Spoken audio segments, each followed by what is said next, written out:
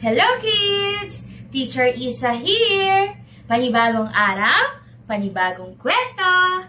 Ang pamagat ng ating kwento ay ang bayong ng kuting. Ito ay kwento ni May Astrid Tobias. At guhit naman ni Gani Madueño. Handa na ba kayong makinig mga bata? Ming! Tonton! Huwag mong papangalanan yang mga kuting mo. Ang paalala ng tatay niya. Alam mo, hindi sila magtatagal dito. Hindi natin kayang pakainin lahat yan. Naniniwala kasi ang tatay niya na kapag napangalanan na ang mga alaga, mas mahirap iwalay ang mga ito. Taon-taon, kinukuha ng tatay niya ang kuting. Niningning at inilalagay sa isang bayong, kung saan dinadala ang mga ito. Hindi alam ni Tonton. Hindi sumagot si Tonton. Hinimas lang niya ang ulo ng isang batik-batik na kuting na sumususok kay Mingming. Kamukhang-kamukha nito ang ina. Kapapangalak lang ni Ming ng 5 kuting. Iba-iba ang mga kulay. Bukod sa batik-batik, mayroong kulay kahel, mayroon ding itim, mayroon ding puti, at mayroong malatigre ang disenyo ng balahibo. Wala pang pangalan ang mga ito. Isang umaga, nagising na lang si Tonton. Nawala na ang mga kuting. Wala rin si Mingming. Hinanap niya ito sa kanilang kahon. Nilibot niya ang buong bahay, pero hindi niya makita ang mga ito. Tinawag niya si Mingming nang malakas pero walang lumapit na pusa. Tinawag niya si Mingming nang malakas, pero walang lumapit na pusa. Agad hinanap ni Tonton ang sombrero ng tatay niya. Wala rin ito sa laging kinalalagyan nito. Isa lang ang ibig sabihin nito. Ngayon, ang araw na itatapon ng tatay niya ang mga kuting. Malungkot na umupo si Tonton sa hagdan ng kanilang bahay. Sa isip niya, nakikita niya ang tatay niya na naglalakad.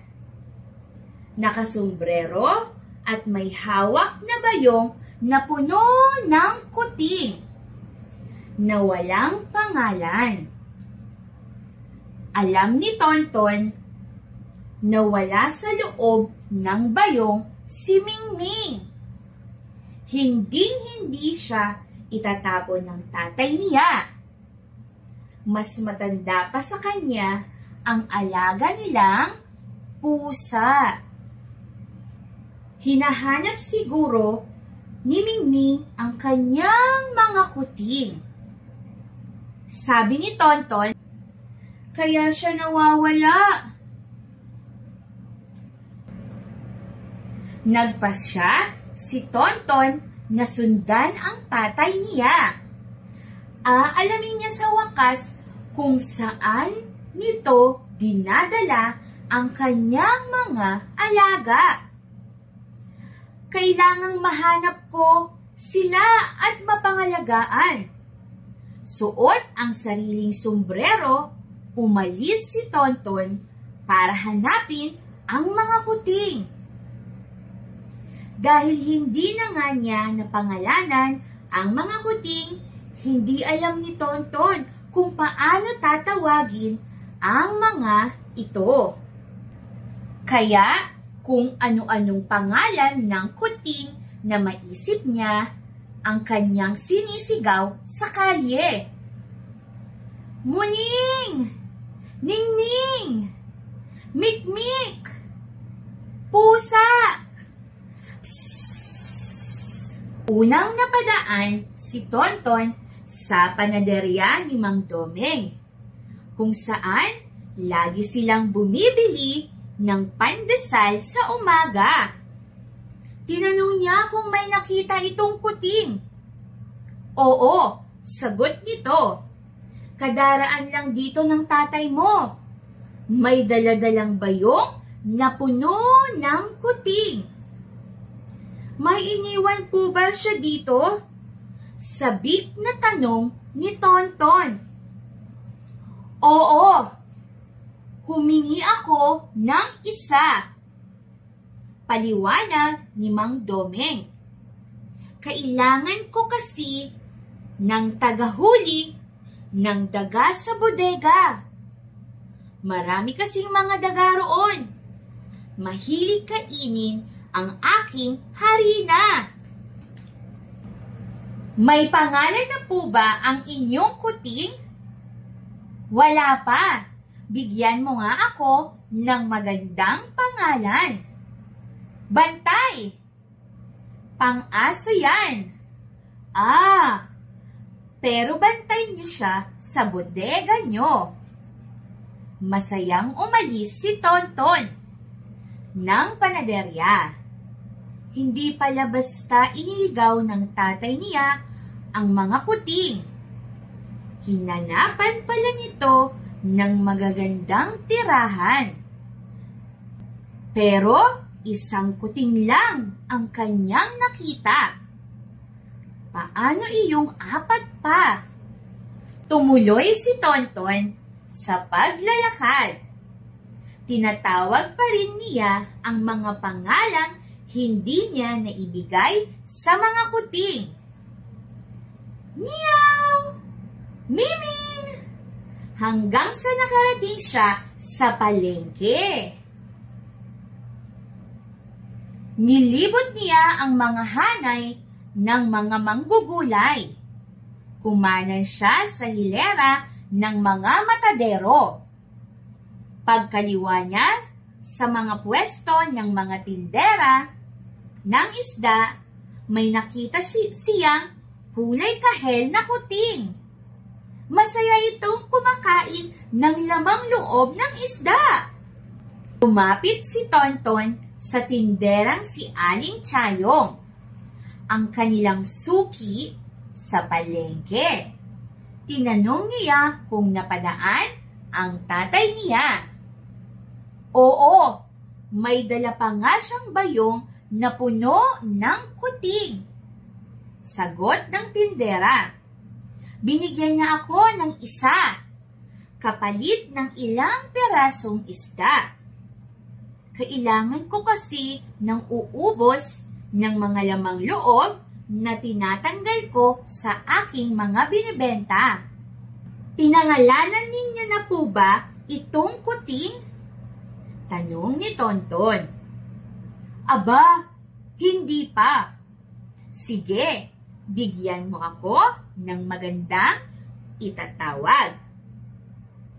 Nag-isip sandali si Tonton habang pinagmamasdang kumain ang kuting.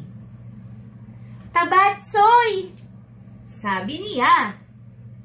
Bakit naman? Pagtataka ng tindera. Kasi siguradong tataba ang inyong alaga sa dami ng pwede niyang kainin. 2 pusa na ang nahanap ni Tonton. Nagiging panatag na ang kanyang kalooban. mukhang nahanapan ng mabubuting tirahan ang kanyang mga alaga. Pero may 3 pa at wala pa ring mga pangalan ang mga ito. Tumuloy sa paghahanap si Tonton. Pumasok sa loob ng karinderya ang may-ari. Lumabas din agad ito.